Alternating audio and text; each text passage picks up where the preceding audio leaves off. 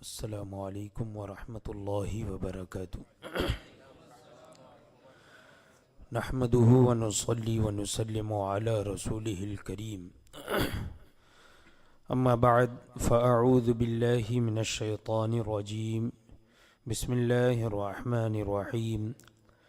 والذین آمنوا واتبعتهم ذریتهم بإیمان الحقنا بهم ذریتهم۔ صدق اللہ مولانا العظیم وبلغنا رسولہ النبی الامین الکریم، ونحن علی ذلک لمن الشاہدین والشاکرین، والحمد للہ رب العالمین۔ آئیے سب سے پہلے آقا نامدار مدنی تاجدار روحی فدا جناب احمد مجتبی محمد مصطفیٰ صلی اللہ تعالی علیہ وسلم کی بارگاہ بے کس پناہ میں ہدیہ درود نچھاور کریں۔ اللہم صلی علی سیدنا و مولانا محمد معدن الجود والکرم وآلہ الکرام وابنہ الکریم، وبارک وسلم صلاة و سلاما علیک یا سیدی یا رسول اللہ صلی اللہ تعالی علیہ وسلم۔ الحمدللہ تقریباً ایک عرصے سے جماعت رضائے مصطفیٰ ساؤتھ زون ممبئی کے زیر اہتمام درس جال حق کا آغاز ہوا، اور لگاتار یہ ہفتہ واری اس دینی نشست میں جاری ہے، اور اس جال حق کتاب کے تقریباً اس کتاب کے آدھے حصے کا درس الحمدللہ ہو چکا ہے۔ بد مذہبوں وہابی، دیوبندی، رافضی وغیرہ کے جو باطل عقائد ہیں، اور ہم اہل سنت و جماعت کے جو علامتی نشان جو عقائد ہیں، اور اس کے خلاف جو باطل اور بد مذہب طرح طرح کے اعتراضات کرتے ہیں، تو اس کا مدلل جواب اس کتاب کی روشنی میں درس میں آپ حضرات نے سماعت فرمایا۔ جیسے کہ مثال کے طور پہ تقلید سے متعلق آیات کریمہ، احادیث کریمہ، اقوال فقہا اور علماء کی روشنی میں علم غیب سے متعلق حضور اقدس صلی اللہ تعالی علیہ وسلم کو اللہ تبارک و تعالی نے علم غیب دیا۔ اسی طرح بدعت کسے کہتے ہیں، بدعت کی قسمیں کتنی ہیں، اس کے علاوہ اور بھی بہت سی باتیں آپ حضرات نے سماعت فرمائی۔ انشاءاللہ تبارک و تعالی آج سے ایک نئی بحث شروع ہو رہی ہے۔ یہ بحث ہے فاتحہ وغیرہ کے ثبوت میں۔ ہم اہل سنت و جماعت، جسے پہچان کے لیے زمانے میں مسلک اعلیٰ حضرت کہا جاتا ہے، ہمارے آباء و اجداد کا اور ایک زمانے سے جو سلسلہ، جو عقیدہ چلا آ رہا ہے، جو بزرگان دین کا، وہی عقیدہ، یہی مسلک اعلیٰ حضرت ہے۔ اور ہم فاتحہ وغیرہ اور ایصال ثواب کو حق جانتے ہیں، مستحسن جانتے ہیں۔ تو اسی کے بیان میں انشاءاللہ تبارک و تعالی اس بحث میں ایک مقدمہ ہے۔ مقدمے میں کچھ ضروری باتیں شروع میں کی جائیں گی، اور پھر اس کے بعد اس کے دو باب کیے گئے ہیں، یعنی دو الگ الگ جو ہے وہ کیٹیگری ہے۔ ایک میں ہم اپنی دلائل پیش کریں گے، اور بعد میں دوسرے باب میں جو مخالفین کی جانب سے جو اعتراض ہوتے ہیں، ان اعتراضات کے جوابات ذکر کیے جائیں گے۔ حضرت علامہ مفتی احمد یار خان نعیمی علیہ رحمت و رضوان مقدمے میں فرماتے ہیں کہ سب سے پہلے چند باتیں آپ حضرات سمجھ لیں کہ بدنی اور مالی عبادات کا ثواب دوسرے مسلمان کو بخشنا جائز ہے، یعنی وہ عبادتیں جس میں بدن کا دخل ہے، یعنی بدن استعمال ہوتا ہے، جیسے کہ نماز پڑھ رہے ہیں ہم تو اس میں بدن استعمال ہو رہا ہے، اسی طریقے سے مالی عبادات جیسے کہ صدقہ خیرات کرنا، یہ مالی عبادات ہیں، تو بدنی اور مالی عبادات کا جو ثواب ملتا ہے اس ثواب کو دوسرے مسلمان بھائیوں کو بخشنا یہ جائز ہے اور پہنچتا بھی ہے، یعنی یہ ثواب دوسروں کو پہنچتا بھی ہے، ہمارے ثواب میں کمی نہیں ہوتی لیکن دوسروں کو بھی اس کا ثواب پہنچتا ہے، جس کا ثبوت قرآن و حدیث اور اقوال فقہا سے ہے۔ فرماتے ہیں قرآن کریم نے مسلمانوں کو ایک دوسرے کے لیے دعا کرنے کا حکم دیا، مسلمانوں کو ایک دوسرے کے لیے دعا کرنے کا حکم دیا، اور دعا کہتے کسے ہیں؟ دعا یعنی دعائے خیر کرنا، کسی کے لیے بھلائی کی دعا کرنا، تو یہ بھی تو ایصال ثواب ہے، یہ بھی تو یعنی اس کے لیے خیر پہنچانا، خیر چاہنا، اسی کا نام تو ہے ثواب پہنچانا، ثواب اسی کا نام ہے، ثواب کا معنی یہی ہے۔ تو فرماتے ہیں کہ قرآن کریم نے مسلمانوں کو ایک دوسرے کے لیے دعا کرنے کا حکم دیا، اور اسی لیے نماز جنازہ بھی ادا کی جاتی ہے۔ نماز جنازہ جو ادا کی جاتی ہے، نماز جنازہ پڑھی جاتی ہے، میت کسی کا انتقال ہو گیا، جنازہ رکھا ہوا ہے، تو نماز جنازہ کس لیے پڑھی جاتی ہے؟ میت کی دعائے مغفرت کے لیے، اس کے لیے مغفرت کی دعا کرنے کے لیے، اس کے لیے استغفار کرنے کے لیے، رب کی بارگاہ میں مغفرت طلب کرنے کے لیے کہ اے اللہ اس کی بخشش فرما، اس کی مغفرت فرما، تو یہ بھی تو ایصال ثواب ہے، یہ بھی تو ایصال ثواب ہے کہ ہم دعا کر رہے ہیں اور ہماری دعا کسی اور کے حق میں ہو، اسے پہنچے، اس کو بھی ایصال ثواب کہا جاتا ہے۔ تو فرماتے ہیں کہ نماز جنازہ ادا کی جاتی ہے۔ مشکات شریف بابو فضل الصدقہ میں ہے کہ حضرت سعد رضی اللہ تعالی عنہ صحابی رسول، آپ نے کنواں کھدوایا اور کنواں کھدوا کر فرمایا کہ ہذہ لأم سعد، یہ ام سعد کا کنواں ہے، یعنی سعد کی والدہ کا کنواں ہے۔ آپ کی والدہ انتقال کر گئیں، وصال کر گئی، تو ان کے ایصال ثواب کے لیے آپ نے کنواں کھدوایا، اور کنویں کے پاس جا کر آپ نے فرمایا کہ یہ ام سعد کا کنواں ہے۔ کیا مطلب؟ یعنی اب جو لوگ بھی اس سے پانی حاصل کریں گے تو کنواں کھودنے کا ثواب اگر ملے تو میری ماں کو بھی اس کا ثواب ملے، ہے نا؟ تو اس لیے فرمایا کہ یہ ام سعد کا کنواں ہے۔ فقہا نے ایصال ثواب کا حکم دیا، فقہائے کرام نے بھی ایصال ثواب کا حکم دیا۔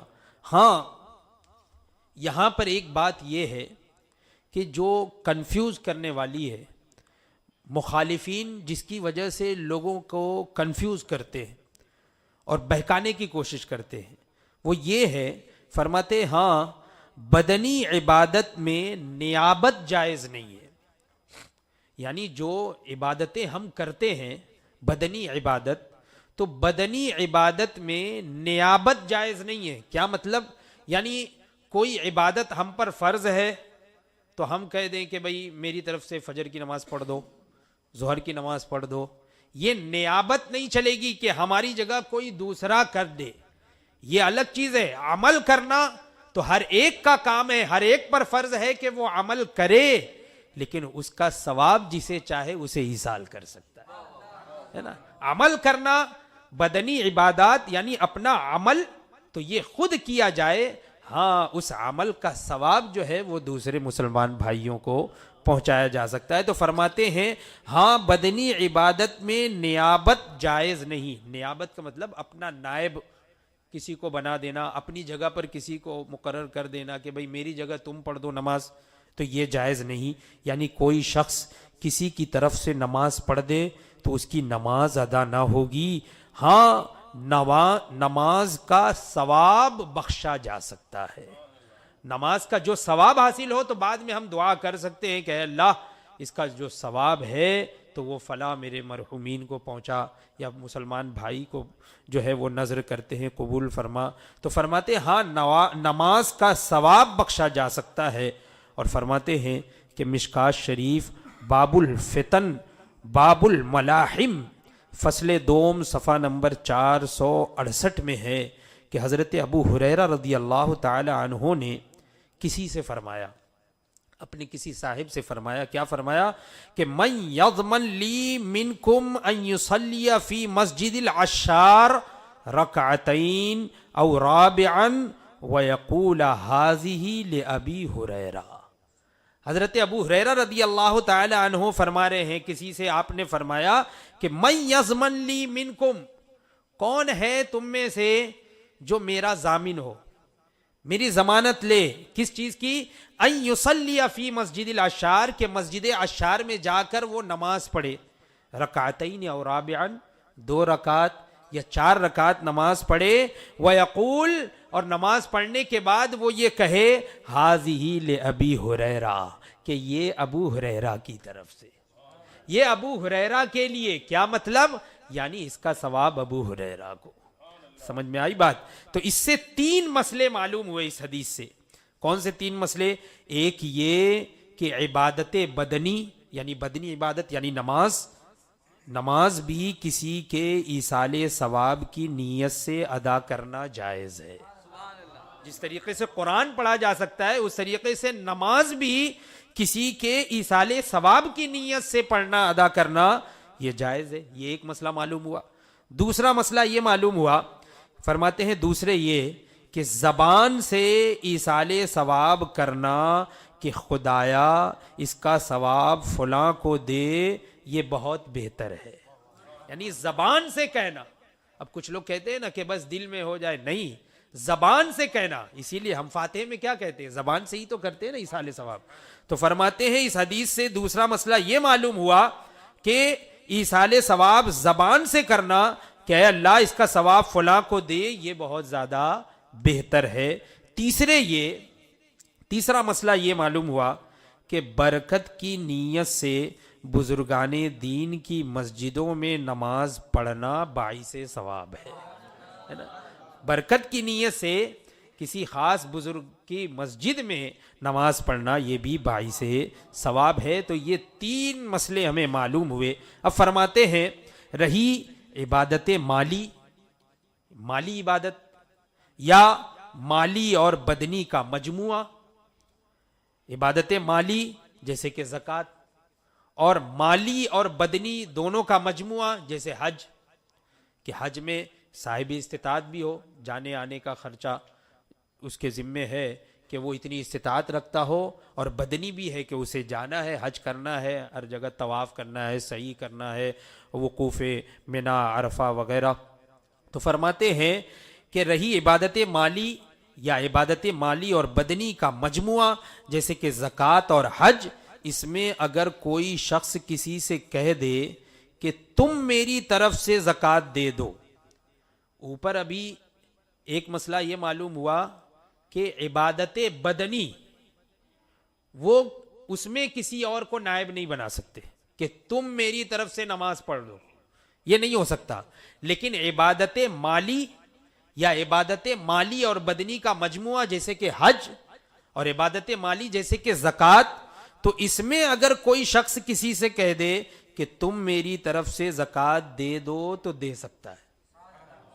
اگر کوئی یہ کہہ دے کہ تم میری طرف سے زکوٰۃ ادا کر دو, اجازت دے دے, تو وہ اگر کر دے تو وہ ثواب اسے بھی ملے گا, اس کی جانب سے بھی زکوٰۃ ادا ہو جائے گی. تو فرماتے ہیں کہ اگر کوئی یہ کہہ دے کہ تم میری طرف سے زکوٰۃ دے دو تو دے سکتا ہے, اور اگر صاحب مال میں حج کرنے کی قوت نہ رہے تو دوسرے سے حج بدل کرا سکتا ہے. حج بدل کسی اور کے, میری طرف سے تم حج کر دو, یہ حج بدل اس کے بدل میں جو ہے وہ حج کر رہا ہے. لیکن ثواب ہر عبادت کا ضرور پہنچتا ہے, ہر عبادت کا ثواب ضرور پہنچ رہا ہے. یعنی کوئی اور کر رہا ہے لیکن اس کو بھی اس کا ثواب ضرور پہنچ رہا ہے. اگر میں اب یہاں پر ایک دنیاوی اعتبار سے سمجھانے کی بات ہے. فرماتے ہیں اگر میں کسی کو اپنا مال دے دوں تو وہ مالک ہو جائے گا.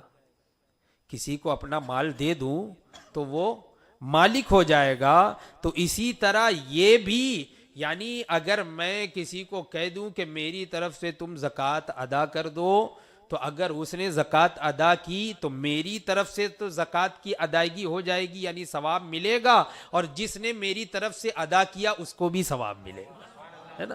تو فرماتے ہیں کہ اگر میں کسی کو اپنا مال دے دوں تو وہ مالک ہو جائے گا. اسی طرح یہ بھی، ہاں فرق یہ ہے کہ مال تو کسی کو دے دیا تو اپنے پاس نہ رہا، اور لیکن یہ چیز اگر کسی کو دے دی تو اس کا ثواب بھی اپنے پاس ملے گا، ہے نا. اور اگر چند کو دیا، یعنی مال اگر چند لوگوں کو دیا تو تقسیم ہو کر ملا، مگر ثواب اگر سب کو بخش دیا تو سب کو پورا پورا ملا، ہے نا. سب کو بخشے تو تقسیم ہو کے نہیں کہ اتنا اتنا اتنا اتنا نہیں، بلکہ سب کو پورا پورا ملا اور خود بھی محروم نہ رہا. جیسے کہ کسی کو قرآن پڑھایا، کسی کو قرآن کسی نے پڑھایا، استاذ نے، قاری صاحب نے کسی کو قرآن پڑھایا، تو اب پوری جماعت ہے پڑھنے والی، تو سب کو پورا قرآن آ گیا، پڑھنا آ گیا کہ نہیں؟ سب کو پورا قرآن پڑھنا آ گیا. اب سب مکمل طور پہ قرآن پڑھنے لگے تو کیا اب قاری صاحب بھول جائیں گے؟ کیا قاری صاحب کے پاس سے چلا جائے گا؟ نہیں. تو فرماتے ہیں تو سب کو پورا قرآن آ گیا اور پڑھانے والے کا جاتا نہ رہا. پڑھانے والے کا یہ قرآن ایسا نہیں ہے کہ یہاں سے چلا گیا. تو اسی طریقے سے ثواب بھی ہے کہ یہاں بھی ثواب ملے گا، اور جتنے لوگوں میں بانٹو، تقسیم کرو، سب کو پورا پورا ثواب ملے گا. یعنی ایصال ثواب کیا جائے تو سب کو مکمل ثواب ملے گا. تو یہ سمجھانے کے لیے مقدمے میں یہ چند باتیں ذکر کی جا رہی. فرماتے ہیں کہ شامی، یہ ایک فقہ کی مشہور کتاب ہے، شامی جلد اول، اس میں دفن میت کی بحث ہے. میت کو دفن کرنے کے مسئلے بیان کیے گئے اس میں. تو اس میں ایک مسئلہ یہ اسی کے ضمن میں ہے. فرماتے ہیں کہ اسی لیے نابالغ بچے سے ہدیہ لینا منع ہے. نابالغ بچے سے ہدیہ لینا منع ہے، یعنی اس کے پاس اگر پیسہ ہے، مال ہے، تو وہ ہدیہ اگر کسی کو دے تو ناجائز ہے. اس کے وہ کیونکہ جو جس چیز کا مالک ہے تو وہ اپنی ملکیت میں سے کسی کو مالک نہیں بنا سکتا.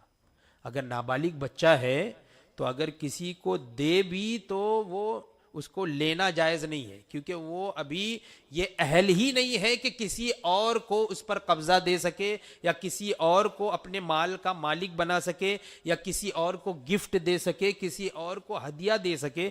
تو فرماتے ہیں اسی لیے نابالغ بچے سے ہدیہ لینا منع ہے، یعنی مال لینا منع ہے. کیوں؟ اس لیے کہ مال جب دیا جائے تو دینے والے کے پاس ختم ہو جاتا ہے، لینے والے کے پاس آ جاتا ہے. تو فرماتے ہیں اسی لیے نابالغ بچے سے ہدیہ لینا منع ہے، مگر ثواب لینا جائز ہے. نابالغ بچے سے ثواب لینا جائز ہے کہ نابالغ بچہ بھی اگر ثواب ہدیہ کرے تو ثواب تو اس کے پاس بھی رہے گا اور دوسروں کو بھی ثواب پہنچے گا، ہے نا. تو ہدیہ لینا یہ جائز نہیں ہے، لیکن ثواب لینا جائز ہے. بعض لوگ کہتے ہیں کہ ثواب کسی کو نہیں پہنچتا کیونکہ قرآن کریم میں ہے. اب کچھ آیتیں ذکر کرتے ہیں کہ قرآن کریم میں ہے لہا ما کسبت وعلیہا مکتسبت. سورہ بقرہ میں آخری آیت ہے لہا ما کسبت وعلیہا مکتسبت، کہ ہر نفس کے لیے وہی مفید و مضر ہے جو اس نے خود کیا. یعنی جو اس نے خود کیا ہے وہی اس کو فائدہ دے گا، وہی اس کو نقصان پہنچائے گا. جو کچھ کیا ہے تو اس کا ثواب بس اس کو جو کچھ کیا ہے اسی کا ثواب ملے گا یا گناہ ملے گا، یہ اس کے اعمال کا بدلہ. تو اس لیے اس آیت کے تحت کچھ لوگ بہکانے کی کوشش کرتے ہیں کہ ہم اگر کسی کو ثواب پہنچائے تو نہیں ملے گا، کیونکہ فائدہ وہ اپنے اعمال سے ہی فائدہ پہنچ سکتا ہے، وہی چیز مفید ہے مضر ہے. نیز قرآن میں ہے لیس للانسان الا ما سعی، کہ انسان کے لیے نہیں ہے مگر وہ جو خود کرے. یعنی انسان کے لیے نہیں ہے، یعنی انسان کے لیے وہی چیز ہے جو وہ خود کرے، اس کے علاوہ اور کچھ نہیں ہے. یہی ہے کہ وہ جو خود کرے. تو اب کچھ لوگ اس سے کہتے ہیں کہ جس سے معلوم ہوا کہ غیر کا کام اپنے لیے مفید نہیں، یعنی غیر اگر کچھ عمل کرے تو وہ ہمارے لیے فائدہ مند نہیں ہے. فرماتے ہیں لیکن یہ غلط ہے، ایسا سوچنا، ایسا سمجھنا یہ غلط ہے. کیوں؟ اب یہاں پر ایک جو ہے عربی گرامر، عربی قاعدے کی بات کر رہے ہیں، نحوی بات کر رہے ہیں کہ لیس للانسان الا ما سعی. اس میں جو للانسانی میں لام آیا ہے، لی والا، یہ لام، تو لام بہت سارے معنی کے لیے آتا ہے. فرماتے ہیں یہاں پر یہ لام ملکیت کا ہے، یہ لام ملکیت کا ہے، یعنی انسان کے لیے قابل بھروسے پر اپنے عمل سے غافل نہ رہے. یعنی انسان جو ہے وہ اب اسی بھروسے پر اپنے عمل سے غافل نہ رہے. کیا مطلب؟ کہ بھئی دوسروں سے تو ملے گا ہی، تو اس لیے اب ہم کو کرنے کی کیا ضرورت ہے، اپنے عمل سے غافل نہ رہے. کیوں؟ اس لیے کہ انسان کے اعمال کا مالک اور کوئی دوسرا نہیں ہو سکتا ہے. یا پھر یہاں پر وہی عبادت ہو سکتی ہے جو بدنی عبادت، ابھی میں نے بتایا کہ بدنی عبادت کی نیابت جائز نہیں ہے، کوئی دوسرا اس کی طرف سے نہیں کر سکتا. تو فرماتے ہیں یہ حکم، یہ تو ایک توجیہ بیان کر دی. اب دوسری اسی آیت کا جواب، اسی آیت کو جو مخالفین پیش کرتے ہیں اور اعتراض کرتے ہیں، تو اس اعتراض کا جواب ذکر فرماتے ہیں کہ یہ حکم حضرت ابراہیم و موسیٰ علیہم السلام کے صحیفوں کا تھا، نہ کہ اسلام کا. یعنی قرآن پاک میں یہ آیت کریمہ ذکر ہے، لیکن وہاں پر حضرت ابراہیم علیہ السلام اور حضرت موسیٰ علیہ السلام کے صحیفوں کی بات ہے، اور وہ حکم اس میں تھا، نہ کہ اسلام کا. یہاں اس کی نقل ہے، یعنی قرآن کریم میں وہ حکایت بیان کی گئی ہے کہ ان کی امتوں میں یہ حکم تھا، نہ کہ اب اسلام کا یہ حکم ہے. تو یہ بھی ایک جواب ہو سکتا ہے. تیسرا یہ جواب فرماتے ہیں یا یہ آیت اس آیت سے منسوخ ہے. کون سی آیت سے؟ یعنی اس آیت کا حکم، کبھی کبھی ایسا ہوتا ہے کہ ایک آیت کریمہ نازل ہوئی، ایک حکم نازل ہوا. جیسے کہ مثال کے طور پہ میں آپ کو بتاؤں کہ قرآن کریم میں ہے کہ یا ایھا الذین آمنوا لا تقربوا الصلاۃ وانتم سکارا، کہ اے ایمان والو نماز کے قریب بھی مت جاؤ جبکہ تم نشے کی حالت میں ہو. تو یہ آیت کریمہ اس وقت نازل ہوئی جبکہ ابھی شراب کی حرمت ابھی نازل نہیں ہوئی تھی، حرمت کا حکم ابھی نازل نہیں ہوا تھا، یعنی شراب حرام نہیں ہوئی تھی، ابھی حکم شراب کے حرام ہونے کا حکم ابھی تک نازل نہیں ہوا تھا. اس وقت کی یہ آیت کریمہ ہے کہ اے ایمان والو جب تم نشے کی حالت میں رہو تو نماز کے قریب مت جاؤ. یعنی نشہ جب اتر جائے تب نماز پڑھو، نشے کی حالت میں نماز مت پڑھو. لیکن پھر بعد میں جب وہ آیت کریمہ نازل ہوئی کہ جس میں حرمت جو ہے، جس سے ثابت ہوتی ہے کہ اب تم پر جو ہے وہ خمر حرام ہے، انما الخمر والمیسر والانصاب والازلام رجس من عمل الشیطان. تو یہ آیت کریمہ جب نازل ہو گئی اور اس پہ حرمت کا حکم ہو گیا کہ یہ شراب، یہ نشے کی چیزیں، یہ سب حرام ہے، تو اب اس حکم سے وہ جو پہلے والا حکم تھا وہ منسوخ ہو گیا. اب وہ حکم منسوخ ہو گیا، یعنی اب کوئی وہ آیت نہ پیش کرے کہ نہیں قرآن کریم میں تو ہے کہ نشے کی حالت میں نماز مت پڑھو، اس کا مطلب یہ ہے کہ نشہ کرو لیکن جب نشہ اتر جائے تو نماز پڑھو، نشے کی حالت میں نماز پڑھو. نہیں، کیوں؟ اس لیے کہ اس کا حکم اب ختم ہو گیا، منسوخ ہو گیا، اور اس کو منسوخ کرنے والی دوسری آیت کریمہ نازل ہوئی ہے. تو فرماتے ہیں کہ ایک جواب یہ بھی ہے کہ یا تو یہ آیت اس آیت سے منسوخ ہے، یعنی اس آیت کا حکم آنے والی آیت سے منسوخ ہے. وہ کون سی آیت ہے؟ قرآن پاک کی آیت ہے وَاتَّبَعَتْهُمْ ذُرِّيَّتُهُمْ بِإِيمَانٍ، وَاتَّبَعَتْهُمْ ذُرِّيَّتُهُمْ بِإِيمَانٍ. قرآن پاک کی آیت ہے وَالَّذِينَ آمَنُوا، اور وہ لوگ جو ایمان لائے، واتبعتہم ذریتہم بایمان، اور ان کی ذریتیں جنہوں نے ایمان کے ساتھ ان کا اتباع کیا، ان کی پیروی کی، یعنی جو ایمان والے ہیں تو ایمان والوں کی اولاد، ایمان والوں کی اولاد، تو الحقنا بہم ذریتہم، ہم نے ان کی ذریت کو بھی انہی کے ساتھ لاحق کر دیا۔ کیا مطلب؟ یعنی اگر ماں باپ جنتی ہیں تو اگر اولاد اگرچہ عمل نہ کیا ہو، ایک دن کا بچہ تھا انتقال کر گیا تو وہ بھی جنتی ہے۔ کس وجہ سے؟ ماں باپ کے مسلمان ہونے کی وجہ سے، ماں باپ کے ایمان والے ہونے کی وجہ سے اولاد بھی جنتی ہے۔ قرآن پاک میں ہے الحقنا بہم ذریتہم، ہم نے انہیں بھی ملا دیا، ان کی ذریت کو بھی ان کے ساتھ ملا دیا۔ تو فرماتے ہیں اس آیت کریمہ سے یا تو یہ کہا جا سکتا ہے کہ وہ حکم منسوخ ہو گیا ہے۔ تو فرماتے ہیں یہی عبداللہ ابن عباس کا قول ہے، اسی لیے مسلمانوں کے بچے ماں باپ کے طفیل جنت میں جائیں گے، مسلمانوں کے بچے ماں باپ کے وسیلے اور طفیل جنت میں جائیں گے، بغیر عمل درجات پائیں گے، بغیر عمل کے درجات پائیں گے۔ فرماتے ہیں دیکھو جمل اور خازن، تفسیر جمل، تفسیر خازن، یہ اس میں اس کی تفسیر موجود ہے۔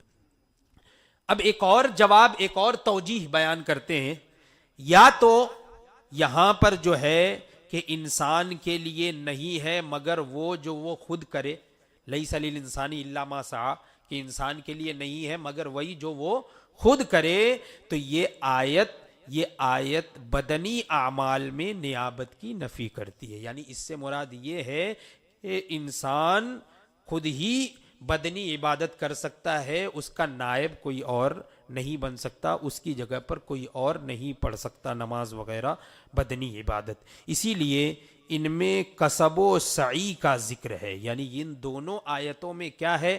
ایک آیت میں یہ ہے کہ ہر نفس کے لیے وہی مفید ہے، وہی مضر ہے جو اس نے خود کیا، کسب یعنی خود اس نے حاصل کیا، تو حاصل کرنے کے لیے بدنی عبادت اس سے مراد ہونی چاہیے نا، حاصل کرنے کے لیے بدن کا استعمال ہوتا ہے، جو اس نے کمایا، جو اس نے حاصل کیا، تو یہاں پر بھی بدنی عبادت ہے۔ ایسے ہی دوسری والی آیت میں الا ما سعی، جو اس نے کوشش کی، جو وہ خود کرے، تو کوشش کرنا یعنی اٹھنا بیٹھنا چلنا، اس کو بولتے ہیں سعی۔ تو فرماتے ہیں ان دونوں آیت میں ایک میں کسب ہے اور ایک میں سعی ہے، اس کا مطلب یہ ہے کہ اس آیت سے مراد عبادت بدنی ہے، بدنی عبادت ہے۔ فرماتے ہیں اسی لیے ان میں کسب و سعی کا ذکر ہے، نہ کہ ہبا کے ثواب کا۔ یہاں پر یہ نہیں ہے کہ کسی اور کو ثواب ہبا نہیں کر سکتا، اس کا ذکر نہیں ہے، بلکہ یہاں پر خود اپنا عمل کرنے کا ذکر ہے، یا یہ ذکر عدل ہے اور وہ فضل ہے۔ یہ عدل و انصاف ہے کہ ہر کوئی اپنا عمل خود بھی کرے، اور وہ فضل ہے، وہ فضیلت کی چیز ہے کہ خود بھی کرے اور دوسرے کو ایصال ثواب بھی کرے، ہے نا۔ غرض کہ اس کی بہت سی توجیحات ہیں، یہاں پر کچھ بیان ہو گئی۔ فاتحہ، تیجا، 10واں، 40واں وغیرہ یہ اسی ایصال ثواب کی شاخیں ہیں۔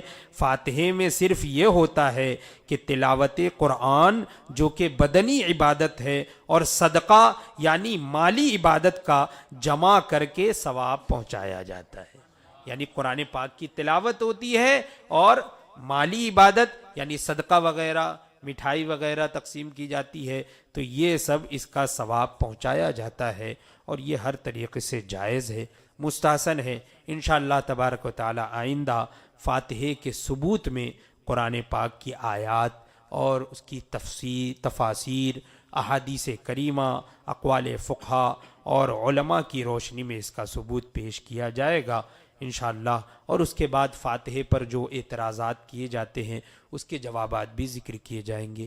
اللہ تبارک و تعالی ہم تمام لوگوں کے عقیدے اور ایمان کی حفاظت فرمائے۔